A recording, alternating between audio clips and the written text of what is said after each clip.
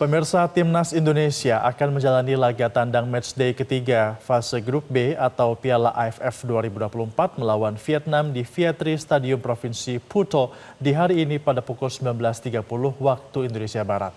Menurut sang juru taktik asal Korea Selatan Shin Tae-yong, pertandingan laga tandang melawan Vietnam merupakan laga yang berat. Dan untuk membahasnya kita akan terhubung dengan pengamat sepak bola Erwin Fitriansyah. Selamat pagi Bung Erwin.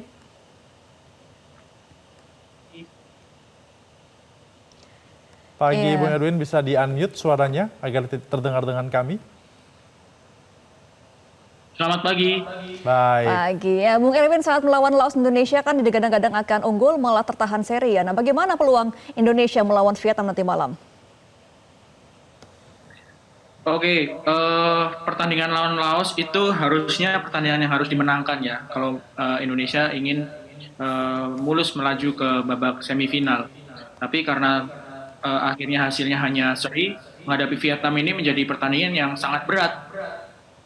Satu, karena Vietnam memiliki waktu istirahat yang jauh lebih lama dibandingkan dengan Indonesia. Ya, Vietnam itu punya istirahat 6 hari setelah menghadapi Laos, sementara Indonesia hanya 3 hari ya, hanya 3-4 hari. Jadi secara kondisi fisik Vietnam jauh lebih diuntungkan. Sementara yang kedua, pemain-pemain di kandang Vietnam nanti malam. Menurut saya ini menjadi salah satu tantangan yang terberat ya. Karena Marcelino usianya masih 20 tahun, tapi dia menjadi salah satu pemain yang pengalamannya bersama tim nasional senior sangat banyak. Jadi kehilangan dia yang menjadi andalan terutama di lini serang, di lini gelandang.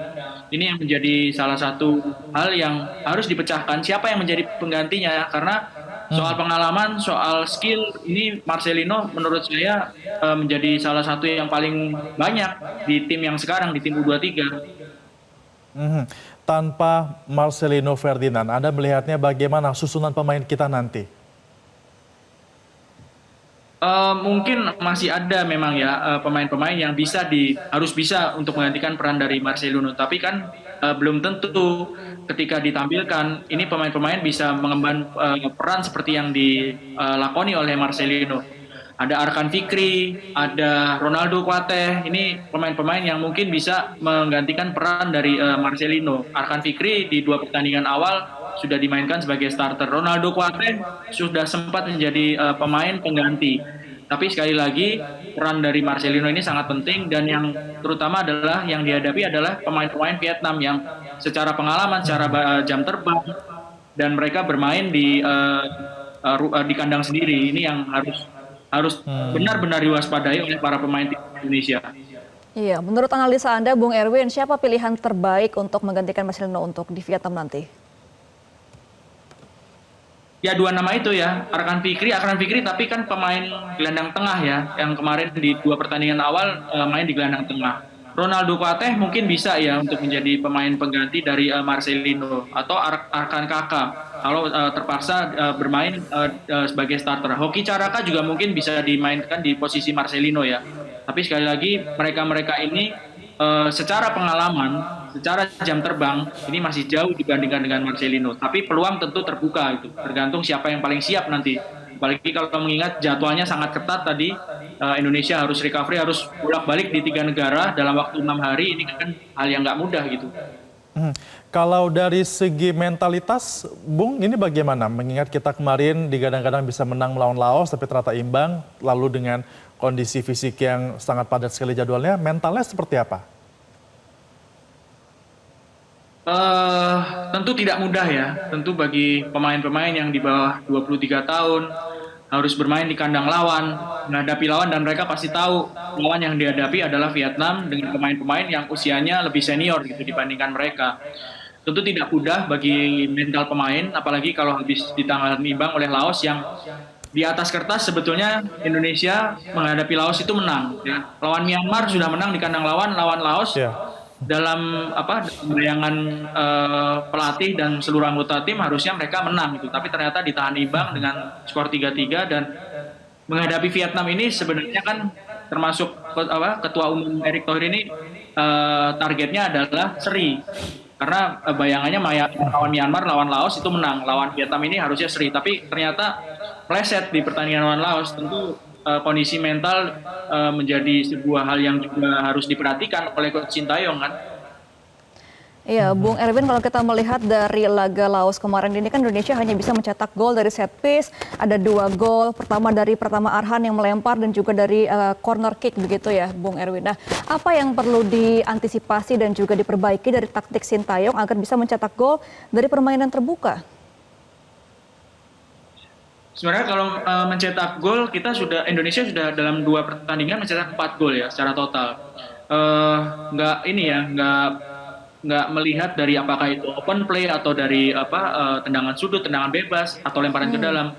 Tapi secara ketajaman, secara produktivitas Indonesia sudah bisa mencetak 4 gol. Kalau saya sih lebih menyoroti bagaimana cara bertahan dari pemain-pemain Indonesia, terutama ketika menghadapi Laos ya, dari penjaga gawang, pemain-pemain belakang, bagaimana pemain tengah melindungi pemain belakang ketika mendapatkan serangan, itu yang benar-benar harus diwaspadai karena menghadapi serangan seperti Laos saja Indonesia kebobolan 3 gitu.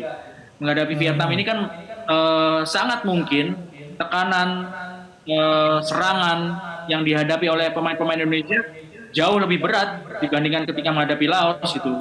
Kalau soal produktivitas mungkin sudah kelihatan bisa mencetak 4 gol dalam 2 pertandingan. Tapi soal pertahanan ini yang menjadi PR besar kalau menurut saya. Lalu siapa pemain Vietnam yang harus kita waspadai? Ada 2, Nguyen Quang Hai serta Nguyen Hong Duk ya. Dua-duanya Nguyen. Ini pemain-pemain tengah. Kalau Nguyen Quang Hai nggak mencetak gol ketika menghadapi Laos waktu Vietnam menang 4-1, tapi dia menjadi pemain pengganti dan membuat 2 assist. Ini kan memperlihatkan kualitas, ini usianya 27 tahun. Ini memperlihatkan kualitas dari pemain tengah dari Vietnam yang di pertandingan pertama bahkan tidak main sebagai pemain starter, tapi dia membawa perubahan yang sangat signifikan di pertandingan itu. Jadi ini pemain yang benar-benar harus diwaspadai oleh Indonesia. Baik, kalau dalam peluang Indonesia untuk mendulang gol di Vietnam nanti ya, Bung Erwin, siapa harapan besar pemainnya?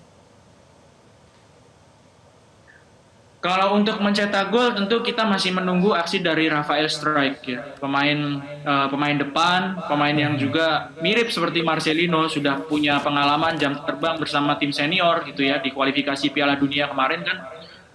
Rafael juga sangat sering menjadi pemain starter. Jadi Rafael di Piala AFF ini belum mencetak gol. Tentu harapan kita semua dia bisa membawa perubahan, membawa ketajaman di lini depan sekaligus membawa kemenangan. Di mana ketika nggak ada Marcelino tentu Indonesia butuh pemain yang bisa diandalkan, terutama ketika menyerang. Rafael menurut saya menjadi salah satu pemain yang patut diharapkan golnya. Lalu strategi apa yang harus disiapkan oleh Sintayong?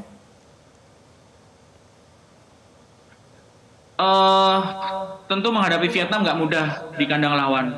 Dengan pengalaman ketika menghadapi Laos, kebobolan 3 gol, sangat penting untuk memperkuat konsentrasi di lini pertahanan ya. Kalau untuk langsung menyerang, membuka langsung serangan, bermain terbuka, agaknya riskan. Tentu konsentrasi di lini pertahanan ini yang satu hal yang sangat penting gitu ya. Bagaimana supaya tidak lengah pertahanan, tidak kebobolan tentu di menit-menit awal ini yang harus diwaspadai, harus benar-benar diperhatikan oleh pemain-pemain Indonesia. Oke. Iya, Bung Erwin, apakah pertandingan ini juga bisa dimanfaatkan untuk menjadi modal di ajang Piala Asia U23 di tahun 2026 dan juga SEA Games tahun depan? Tujuan dari menurunkan pemain-pemain U23 ini kan memang di 2 ajang itu ya, di SEA Games serta kualifikasi Piala Asia gitu. Jadi sekali lagi ini harus bisa dijadikan ajang untuk mengambil pengalaman bagi pemain-pemain yang diproyeksikan untuk tampil di 2 ajang itu gitu. Soal hasil seperti apa ya sudah, itu resiko yang harus dihadapi karena sudah tahu bahwa ini pemain U23 yang dihadapi pemain-pemain senior gitu ya. Kalau lolos dari grup ini ya, lawan Vietnam, setelah itu lawan Filipina di grup ini. Lolos dari grup ini kita masih akan bertemu lagi dengan sangat mungkin ketemu sama Thailand di grup satunya karena Thailand tampil sangat superior kan, menjadi juara grup gitu. Indonesia belum pernah menang ya Bung ya di ajang Piala AFF ini, tapi kita langganan sekali menjadi runner up. Untuk di edisi kali ini apakah peluang kita lebih besar untuk dapat melaju lebih tinggi lagi? 6 kali Indonesia menjadi runner up di Piala AFF yang dari tahun 96 ya, digelar dari tahun 96. Dan baru kali ini Indonesia menampilkan pemain-pemain U23, sebelum-sebelumnya pemain-pemain senior. Dengan hasil 2 pertandingan yang sudah dilakoni, lawan Myanmar menang 1-0, lawan Laos 3-3. Kita nggak tahu nanti lawan Vietnam berapa. Saya pikir publik Indonesia harus realistis ya. Dengan permainan yang menurut saya masih belum seperti yang diharapkan gitu ya. Oke. Masih belum terlalu solid, harus realistis gitu. Tergantung nanti lawan Vietnam seperti apa gitu ya. Karena Vietnam ini menjadi salah satu lawan yang paling berat gitu. Peluangnya besar atau tidak? Menurut saya peluangnya berat kalau lawan Vietnam ya. Seri merupakan hasil yang realistis. Tapi sekali lagi apakah besar atau tidak menjadi juara ya dengan kualitas seperti 2 pertandingan awal ya cukup berat gitu. Terlepas dari apakah nanti bisa membaik atau tidak nantikan permainan Indonesia. Oke, dihadapkan dengan pertandingan yang akan berat. Nah, untuk menjaga mentalitas para pemain harus dilakukan apa dari pelatihnya Sintayong ini, Bung Erwin? Setidaknya harus fokus ya, dari menit awal harus fokus, nggak melakukan kesalahan-kesalahan seperti ketika menghadapi Laos gitu ya. Kalau ketika menghadapi Laos kan serangan dari Laos itu kan sebenarnya juga tidak terlalu banyak dihadapi oleh pemain-pemain Indonesia gitu.